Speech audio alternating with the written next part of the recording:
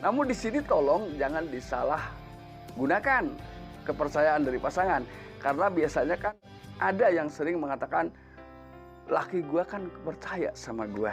Apapun yang gua sampaikan dia ngangguk. Ini yang jadi masalah. Ya. Jadi begitu pula dengan si suami, antara suami dan istri di sini terjadi sinergi yang seimbang. Jadi jangan ada dusta di antara.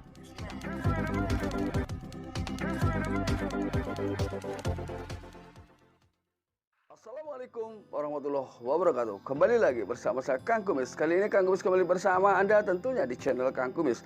Channel yang selalu membahas seputar permasalahan rumah tangga, percintaan hingga masalah perselingkuhan. Pada kesempatan kali ini Kang Kumis kembali bersama sahabat semua tentunya.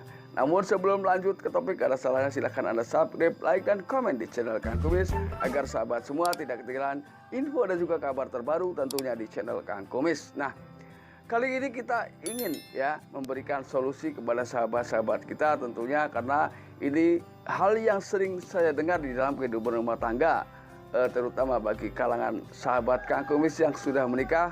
Mereka selalu berpikir tentang hal yang paling ditakutkan di kehidupan rumah tangganya, yaitu mengenai pasangan berselingkuh. Nah, pada kesempatan kali ini Kang Kumis ingin berbicara mengenai 6 poin yang perlu Anda pahami, yaitu ketika Anda merasa takut pasangan berselingkuh, kira-kira apa yang Anda harus lakukan agar Anda juga selalu tumbuh rasa percaya diri terhadap pasangan dan pasangan pun dapat dipercaya. Artinya di sini adalah tentunya masalah jarak tidak ada masalah, tidak menjadi masalah. Namun karena ketika hati sudah terikat dalam sebuah nilai kesetiaan dan juga komitmen yang selalu dijaga, jarak bukanlah hal yang menjadi penghalang untuk tetap setia. Ini yang perlu Anda pahami. Langkah yang pertama, usahakan siapapun Anda, entah Anda itu suami, entah itu istri, usahakan selalu menepati janji. Karena ketika sudah menepati janji dan belum pernah berbohong dengan pasangan atau bahkan tidak pernah, maka dari situlah pasangan mengabadi kepercayaan terhadap Anda, Namun di sini tolong jangan disalah gunakan kepercayaan dari pasangan, karena biasanya ada yang sering mengatakan, laki gua kan percaya sama gua. Apapun yang gua sampaikan dia ngangguk. Ini yang jadi masalah, Jadi begitu pula dengan si suami, antara suami dan istri di sini terjadi sinergi yang seimbang. Jadi jangan ada dusta di antara kita. Kemudian yang kedua, jujur adalah hal penting, karena hal yang paling berharga dalam kehidupan atau diri manusia adalah sebuah kejujuran, Jadi jujur ini utama. Jadi Anda dengan pasangan Anda jangan sekali-kali menyimpan kebohongan sekecil apapun, karena di sini keterbukaan menjadi sumber awal sebuah keyakinan antara Anda dengan pasangan Anda. Ini yang kedua. Yang ketiga, jangan pernah saling menghakimi.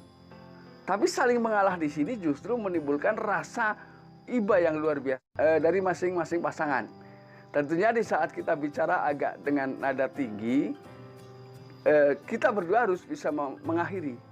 Enggak Pak, ini kesalahan saya. Enggak Bu, ini saya yang salah. Nah, ketika sudah seperti ini, maka mudah akan selalu terbuka pintu maaf di antara Anda berdua. Dan ini semuanya akan segera baik kembali ketika Anda dengan pasangan Anda sudah memiliki perasaan itu, Jadi ketika yang terjadi adalah kebalikannya, ini kan salah kamu, ini kan salah Bapak, ini kan salah Ibu, ini tidak akan selesai.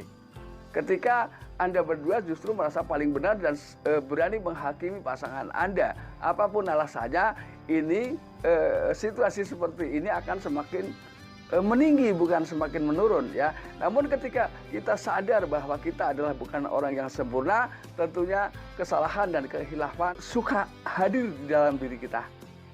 Siapapun itu, disadari atau tidak, tapi ini akan ada pada setiap diri manusia. Nah, ketika kita sadar bahwa kita banyak kekurangan dan kehilafan, maka di situ dapat menurunkan situasi pada saat Anda berdua bersitegang untuk mencari siapa yang paling benar. Nah, maka yang lebih baik adalah di sini mencari siapa yang bersalah dan mengakuinya, tanpa harus ditekan, tapi sadar dengan sendirinya bahwa ini terjadi karena kesalahan saya.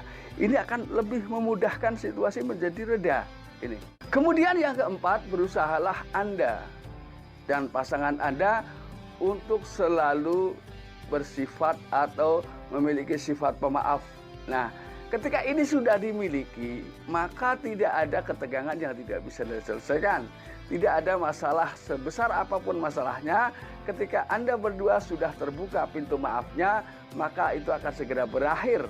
Nah, saya yakin di balik kesulitan, di balik ini semua, ketika sudah saling memaafkan, maka ini adalah awal kebahagiaan. Ini.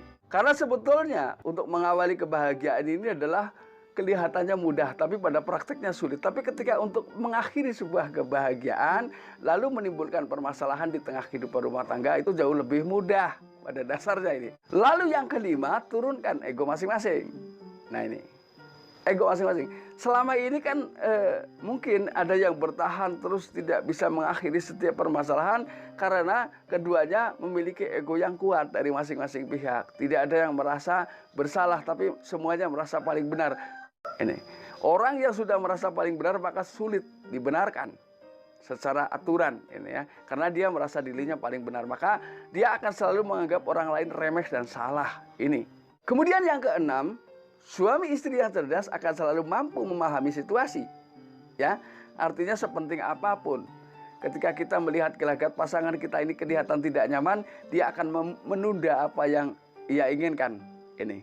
Nah, ketika dia sudah tahu betul bahwa situasi sudah kembali normal, maka baru ia menyampaikan apa yang ia inginkan. Nah ini, karena situasi dan kondisi hati seseorang ini sebetulnya masih bisa dipahami kok. Ya, kita harus paham karena ini bisa terlihat dari gerak-gerik dan juga roman seseorang. Ini akan berbeda ketika memang suasana batin sedang tidak nyaman. Maka ketika sedang terjadi seperti itu, maka tunda dulu jika Anda punya keinginan. Apalagi keinginan yang berkaitan erat dengan orang tersebut atau dengan pasangan. Nah ini.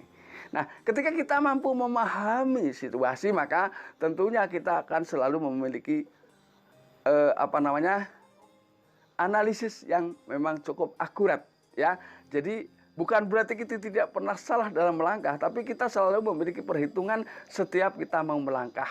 Ya, ini yang perlu kita perhatikan. Ketika Anda memiliki rasa takut pasangan selingkuh, maka lakukan 6 hal ini. Ya, maka insya Allah saya yakin ya keluarga Anda akan bahagia sepanjang masa, bahkan akan berakhir hingga akhir usia. Cinta Anda bisa juga abadi. Ya. Nah, mudah-mudahan bermanfaat dan akhir kata salam harmonis bersama Kang Kumis. Akhir kata wabillahi taufiq wal hidayah. Wassalamualaikum warahmatullahi wabarakatuh.